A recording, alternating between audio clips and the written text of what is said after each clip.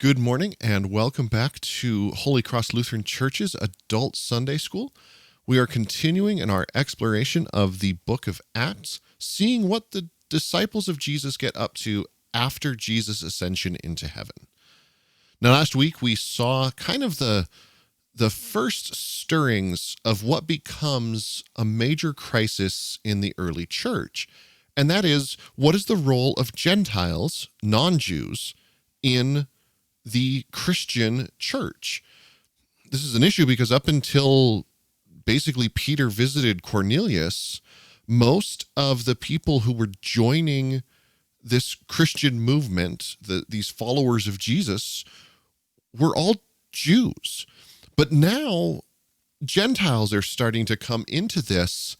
And so the question becomes, what do we do with them? What do we do with these Gentiles? Because this has been a very Jewish movement. So the question that people are asking and trying to figure out is, do you have to become Jewish to be a Christian? Or can you continue to be a Gentile and be a Christian?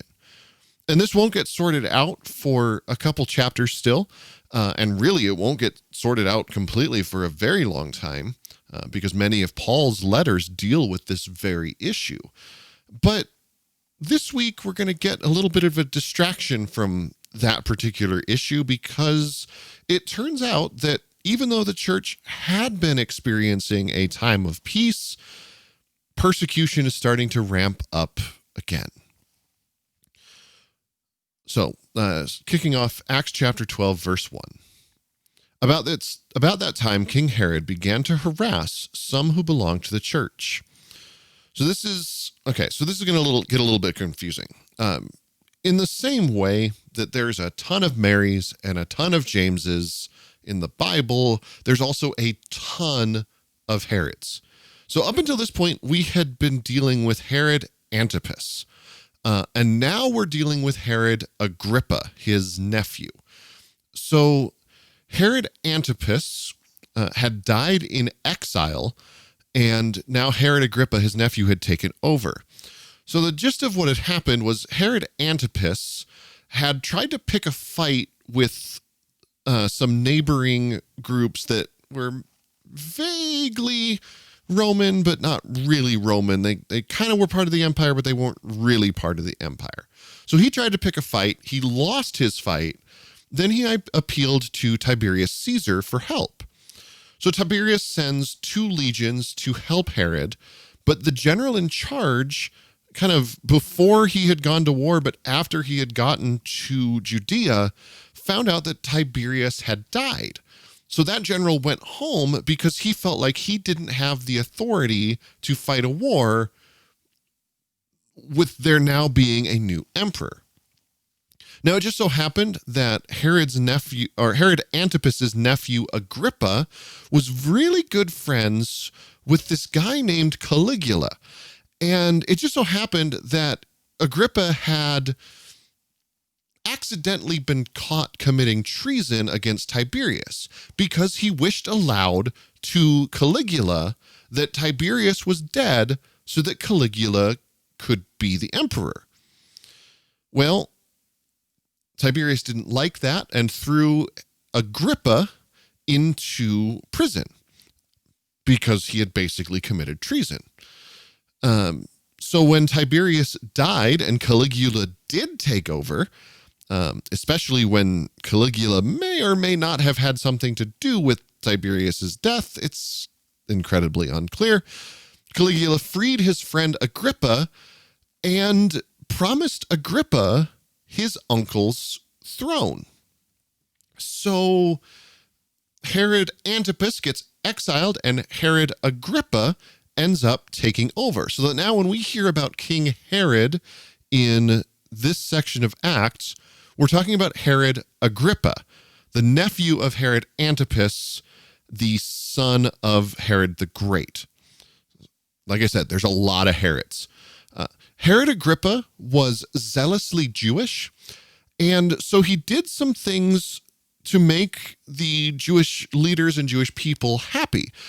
In fact, we'll find out later in the chapter that from the Jewish people's perspective, they really liked Agrippa.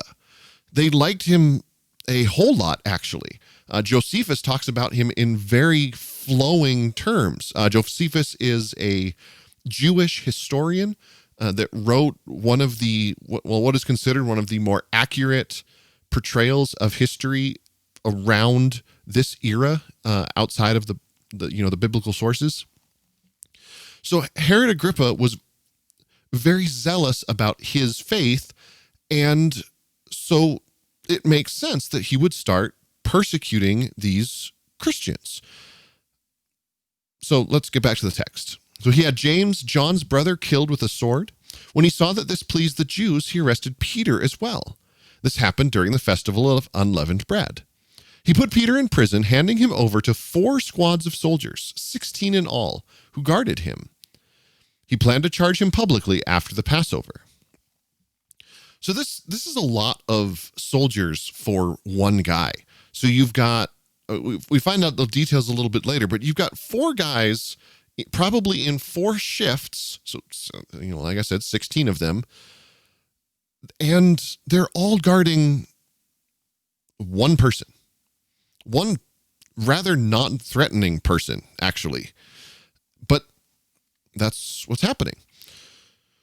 Back to the text with verse 5. While Peter was held in prison, the church offered earnest prayer to God for him. So the church is praying. Peter's in prison. What's going to happen? So the night before Herod was going to bring Peter's case forward, Peter was asleep between 2 soldiers and bound with 2 chains, with soldiers guarding the prison entrance. Again, this is a lot for one guy. So Peter is chained to something, sleeping between 2 soldiers. So there's 2 soldiers with him in his cell, one on each side of him, and then 2 more soldiers guarding the prison entrance. This is a lot of guarding for Peter. Suddenly, an angel from the Lord appeared and a light shone in the prison cell. After nudging Peter on his side to waken him, the angel raised him up and said, "Quick, get up." The chains fell from his wrists. The angel continued, "Get dressed, put on your sandals." Peter did as he had told. The angel said, "Put on your coat and follow me." And following the angel, Peter left the prison. However, he didn't realize the angel had actually done all this. He thought he was seeing a vision. They passed the first and second guards and came to the iron gate leading to the city. It opened for them by itself, and after leaving the prison, they proceeded the length of one street, when abruptly the angel was gone. So Peter thinks he's dreaming. He thinks he's seeing something, but that isn't actually happening. All the while, this angel is leading him out of the prison that he was held in, and Peter just thinks it's a dream, which makes sense. I mean, that's a fine dream for people to have when they're in prison, to be set free. But then, well, let's find out. Verse 11, at that, Peter came to his senses and remarked, "Now I'm certain the Lord sent his angel and rescued me from Herod and from everything the Jewish people expected." Realizing this, he makes his way to Mary's house. Mary was John's mother. He was also known as Mark. Many believers had gathered there and were praying. So Peter wakes up. He realizes that he's out of prison, and he goes to this house church, John Mark's mom's house church. This is actually the John Mark from the Gospel of Mark. We know that he and Peter hung out together quite a bit. So we know that Mark's Gospel is largely writing down Peter's recollections and experiences of Jesus. So this is the first time we meet John Mark. Well, unless you think that the guy in Mark's Gospel who ran away naked when Jesus was arrested was John Mark, which is a thing that a lot of people think, actually. But now get ready for something that could be straight out of a first century period comedy.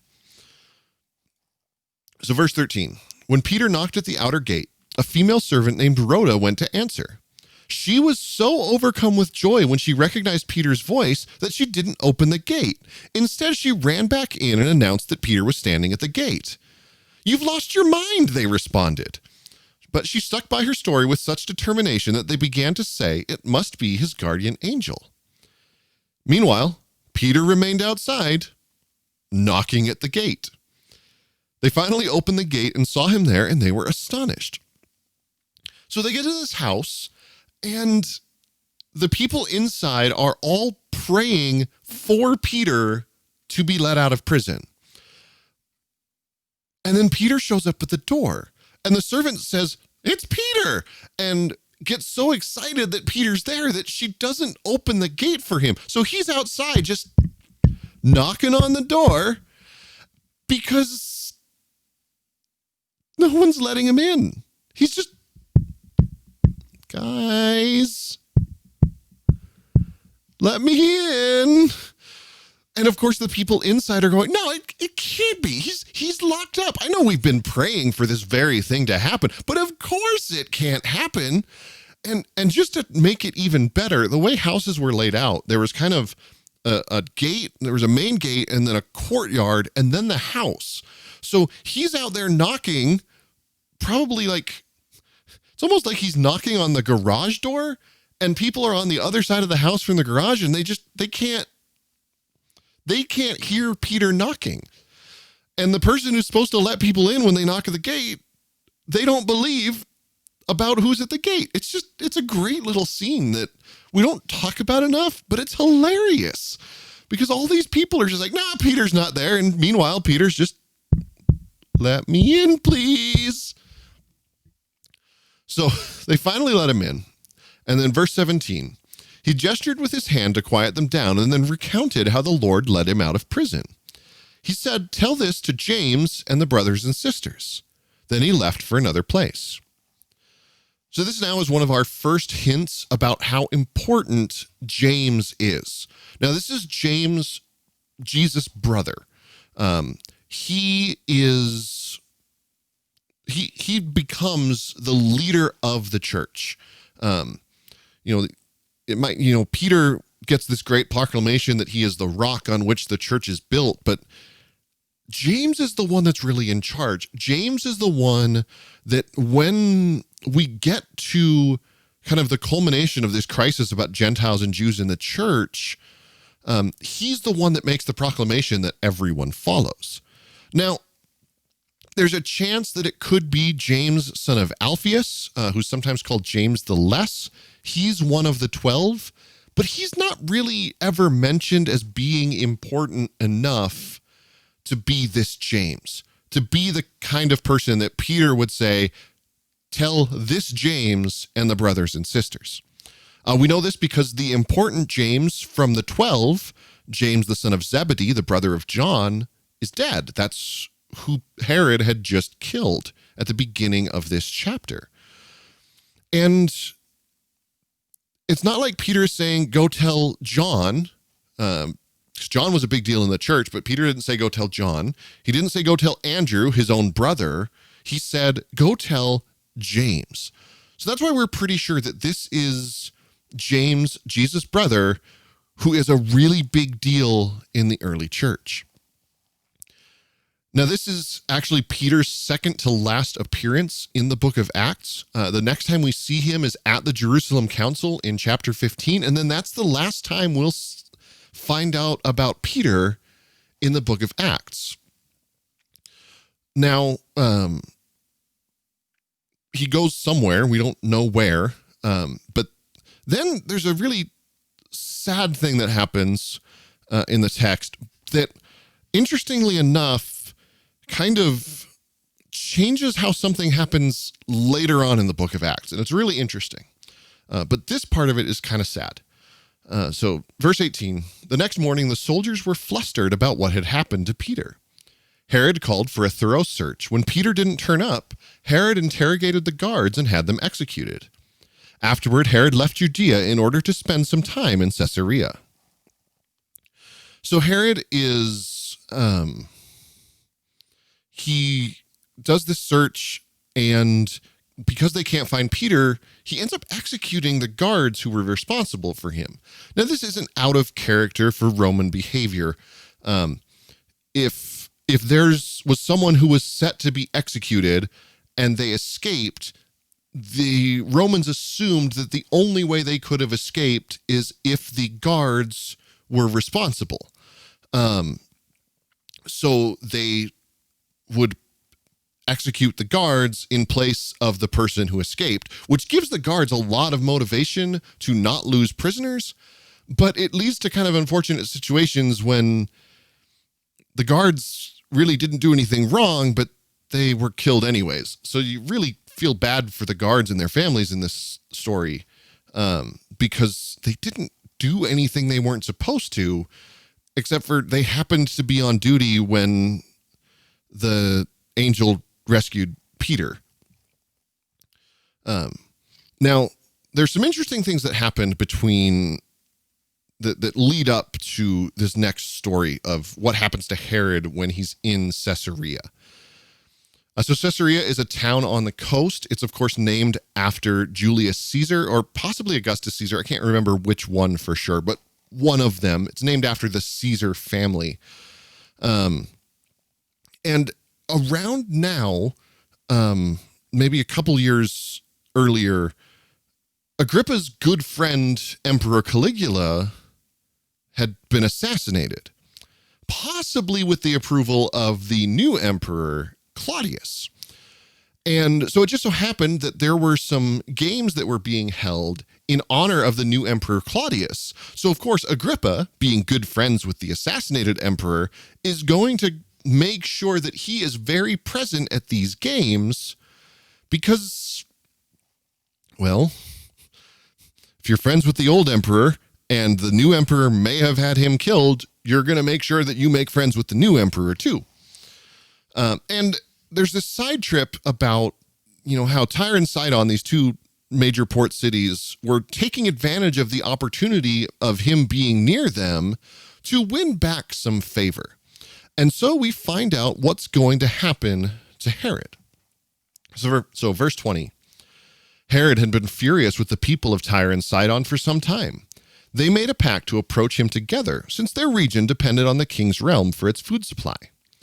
They persuaded Blastus, the king's personal attendant, to join their cause, then appealed for an end to hostilities. On the scheduled day, Herod dressed himself in royal attire, seated himself on the throne, and gave a speech to the people. Those assembled kept shouting over and over, "This is a God's voice, not the voice of a mere human." And immediately an angel from the Lord struck Herod down because he didn't give the honor to God. He was eaten by worms and died. So that's kind of a dark story, but here's why it's important. Because in Josephus's history, in Josephus's account of what had happened, it's incredibly similar to what we have recorded in the book of Acts. So let me read what Josephus says about the death of Herod. I'm just going to read it straight out, and you can see the similarities between what Acts records and what Josephus records. Now, obviously, Josephus is going to be painting Agrippa in a good light, whereas the Bible doesn't really care about presenting Agrippa in a good light. So it is going to very much be biased towards portraying Agrippa well. But the gist of the story is going to be incredibly similar. So this is from Josephus. It's from chapter 8 of book 19 of the Antiquities, I think. I might be getting that reference wrong. If I did, I apologize. But I'm pretty sure it's chapter 8 of book 19 of the Antiquities. Now, when Agrippa had reigned 3 years over all Judea, he came to the city Caesarea, which was formerly called Strato's Tower. And there he had exhibited spectacles in honor of Caesar, for whose well-being he'd been informed that a certain festival was being celebrated. At this festival, a great number were gathered together of the principal persons of dignity of his province.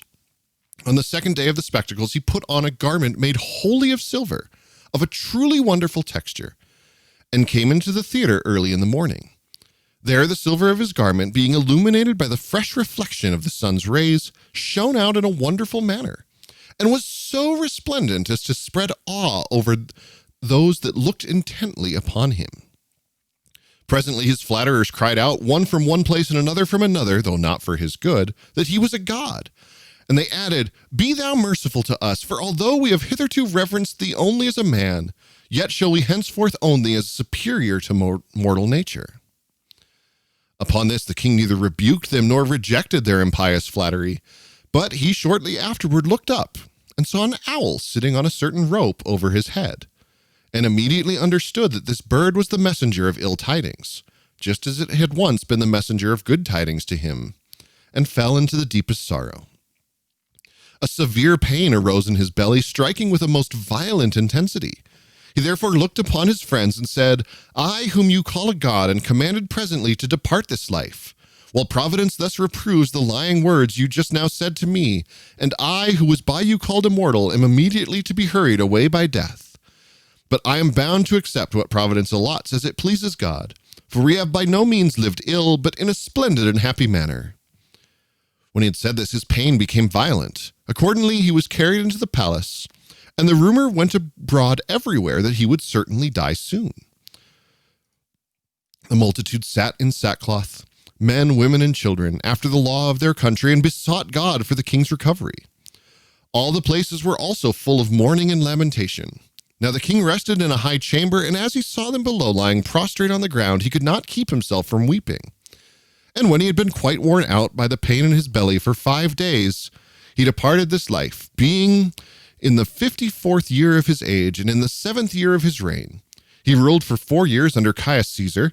3 of them were over Philip's tetrarchy only, and on the 4th that of Herod was added to it. And he reigned besides those 3 years under Claudius Caesar, during which time he had Judea added to his lands, as well as Samaria and Caesarea. The revenues that he received out of them were very great, no less than 12 millions of drachma. But he borrowed great sums from others, for he was so very liberal that his expenses exceeded his income, and his generosity was boundless. So putting aside the things that are obvious propaganda in favor of Agrippa, it's very similar to what Acts recorded. He set himself up, dressed in finery, gave a speech, and the people were shouting that this is the voice of a god. And because he didn't immediately rebuke them, he was struck down. Josephus' account very much sounds like he ate something bad, and you connect that with what we know in Acts chapter 12, and it definitely sounds like he ate something bad, and in 5 days, he was dead. And so it's nice to see these little things in the Bible that match up very clearly with something that we have recorded in very similar descriptions outside the Bible, because it gives us it gives points where we can draw connections and go, oh, okay, this is when this thing happened. And it also lets us say, okay, well, this thing that we know happened outside of the Bible is also recorded in the Bible. How much else in the Bible is actually happening? So it grounds it in some truth, so that when people say things like, oh, well, Jesus never existed, or, well, your book is all made up, we can point to some of these things and go, well, right, but this thing's in there, and this matches up to something that we have outside of the Bible. And there's other things that match up too, because that's the thing about Christianity, is it is grounded in claims of things that actually happened. And we can use some of the things that we can verify actually happened, like this account of the death of Herod Agrippa, to kind of give credence to the things that we don't have record of outside the Bible yet. And that's why things like this are very important. They give us something on which to build our truth claims that we make, so that we can say, no, this thing actually happened. So back to the last couple verses of the text. In verse 24, God's word continued to grow and increase. Barnabas and Saul returned to Antioch from Jerusalem after completing their mission, bringing with them John, who was also known as Mark. So we find out that Barnabas and Saul, who had gone back to Jerusalem, taking a donation from Antioch because of the prophecy of this famine that was going to occur. And then they took the donation, completed their mission, went back to Antioch, and with them they brought John Mark, the person whose mom's house Peter went to after being freed from prison. And so next week we'll find out what Barnabas and Saul get up to when they get back to Antioch. So next week we'll catch up on that. If you've got any questions or things you want to add to the discussion, leave them in the comments below. Also, I'm trying something a little bit different with the formatting of the video, getting a little bit fancier after realizing that I probably can get a little bit fancier with these videos. So let me know how you feel about that. If it's helpful, let me know. If it's distracting, let me know that too. I want to do whatever I can to try to make these videos as accessible to people as possible. So just let me know how this new thing I've been doing with the slides worked. And until next time, God bless.